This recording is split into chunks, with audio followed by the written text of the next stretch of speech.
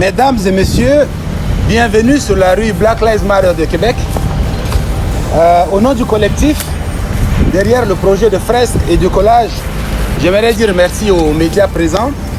Je rappelle que le collectif est composé de l'association haïtienne qui est représentée par Wendy Sévère qui est son président. La table de concertation du mois de l'histoire des Noirs qui est représentée par Tanobla. Il y a le forum afro-québécois. Ensuite, le Conseil panafricain de Québec. Et nous avons été assistés par la Ligue des droits et libertés.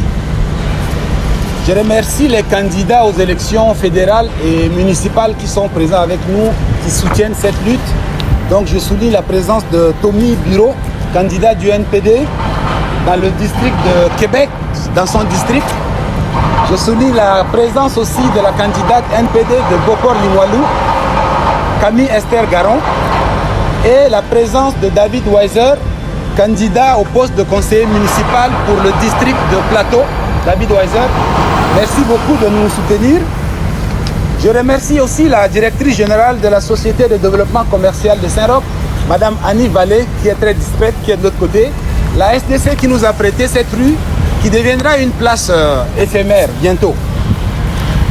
Nous remercions aussi les artistes et les bénévoles des autres communautés qui nous ont assistés. Des artistes de la communauté autochtone, notamment Guité Hertog, qui a participé à cette fresque. Madame Eva Potop de la communauté juive de Québec qui a participé à la fresque. Et des personnes de la communauté musulmane qui ont participé au collage. Le collage se situe au coin de la côte Sainte-Geneviève et côte d'Abraham en haut à Saint-Jean-Baptiste. Donc la conférence va se dérouler ainsi. Je vais dire un petit mot d'introduction. Placida va dire un autre mot et puis on va laisser la place à Jean-Marc Ouattara qui a réalisé la fresque pour décrire le message qu'il envoie par la fresque. Mais il y a aussi Wartin Pantois qui a réalisé le collage. Et comme vous le savez, Wartin Pantois ne s'affiche jamais dans les médias. Il est très discret. Il est actuellement en ligne sur Messenger. Donc si vous avez des questions, il pourrait y répondre. Alors avant de commencer, si vous le permettez, j'aimerais que nous observions une minute de silence à la mémoire de Jean-René Olivier, qui a été tué par la police de Repentigny le 1er octobre dernier. Donc une minute de silence avant de commencer. Le 1er août, qui a été tué le 1er août, s'il vous plaît.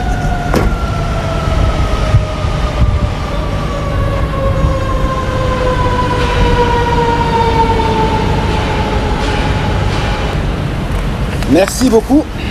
Alors, à travers ce projet-là, il y a 3 messages que nous voulions. Le premier message, c'est de réaffirmer la présence et la dignité noire sur le territoire de la ville de Québec. Ces œuvres, la fresque et le collage, ne sont pas que des œuvres symboliques. C'est l'occasion pour nous de nous réapproprier l'espace public, ces espaces où nous sommes souvent exclus, effacés, surveillés, arrêtés, brutalisés et même tués, comme nous l'avons vu le 1er août dernier à Repentigny. En investissant ces espaces ou en réinvestissant ces espaces, nous réaffirmons haut et fort notre présence ici à Québec.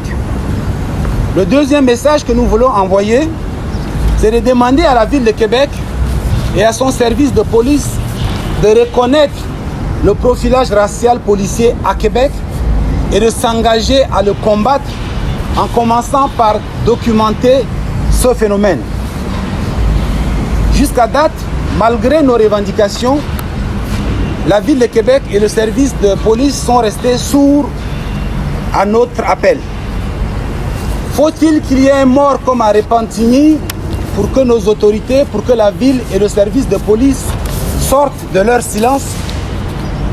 À Repentigny aussi, la communauté noire a attiré l'attention de la ville sur le profilage racial policier pendant plusieurs années, en vain. Il a fallu la mort de Jean-René Junior pour que certains se réveillent. De grâce, évitons d'en arriver là à Québec. Le troisième message que nous voulons lancer, c'est un appel à la solidarité à toute la population de Québec afin de nous soutenir dans cette lutte contre le profilage racial policier. Car le véritable contraire, la véritable opposition au racisme, c'est la solidarité. La solidarité entre toutes les communautés qui brisent les murs qui nous divisent.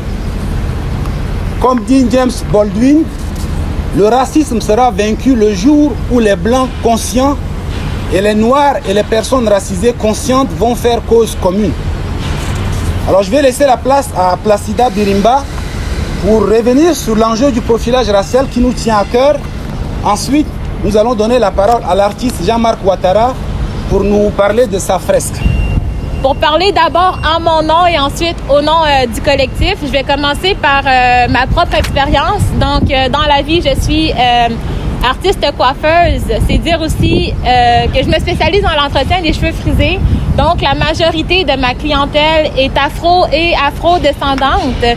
Et puis, lors des nombreux échanges que j'ai avec ma clientèle, les notions de racisme systémique ou les notions de profilage racial ou les notions de discrimination raciale impliquant la police sont souvent abordées avec la clientèle. J'ai envie de dire beaucoup trop souvent, en fait. Puis au nombre de témoignages que je reçois, au nombre de témoignages qu'on peut lire, au nombre de choses que j'entends dans ma communauté, je crois effectivement que présentement, il y a une évidence qu'il y a d'un côté des gens qui se disent victimes de profilage racial policier et d'un autre côté, on a la non-reconnaissance d'une telle pratique au sein du SPVQ. Donc, cette non-reconnaissance-là empêche toute forme de dialogue. Et puis, cette non-reconnaissance-là, c'est aussi dire aux gens qui vivent ce genre de profilage que c'est inconcevable pour les représentants peut-être du corps policier dans leur position de penser qu'ils auraient pu se faire interpeller ou contrôler ou humilier sur leur chemin, soit à l'épicerie ou en allant chercher les enfants à la garderie ou en effectuant des tâches banales de leur vie au quotidien. Le SPVQ, qui est constitué d'aucune personne de couleur à ce jour, peut nier l'existence du profilage racial au sein de ses rangs, c'est possible. Par contre, de nier le recours à une telle pratique ne va jamais invalider la peur, la rage, la frustration, la peine et parfois même le trauma de toutes ces expériences individuelles de profilage racial qui, mis bout à bout ensemble, constituent présentement une expérience collective qui est très gênante à nier. Fait que la reconnaissance, j'unis ma voix à celle du collectif derrière moi pour non seulement demander la reconnaissance du profilage racial par le SPVQ, ce qui constituerait aussi un début de dialogue, mais en ce sens, le fait de demander aux policiers ou au SPVQ de s'engager à combattre ça en le documentant, c'est aussi un début de solution qu'on propose finalement pour établir un dialogue. Bonjour, mon nom c'est Jean-Marc Ouattara, artiste peintre. Cette œuvre est une œuvre d'inclusion, une œuvre qui demande de l'aide à toutes les communautés afin que les choses changent. Nos pères se sont battus pour restaurer notre liberté. Je trouve très dommage qu'en 2021, nous sommes obligés de dire haut et fort la vie des Noirs compte. La vie des Noirs doit compter et elle doit compter pour tous.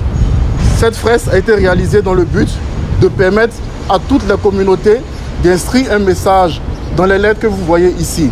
J'aimerais dire merci à mes amis artistes Patrick Fortin, Guité, Eva Pocotte et toutes les personnes qui ont bien voulu participer à cette réalisation. Je vous remercie.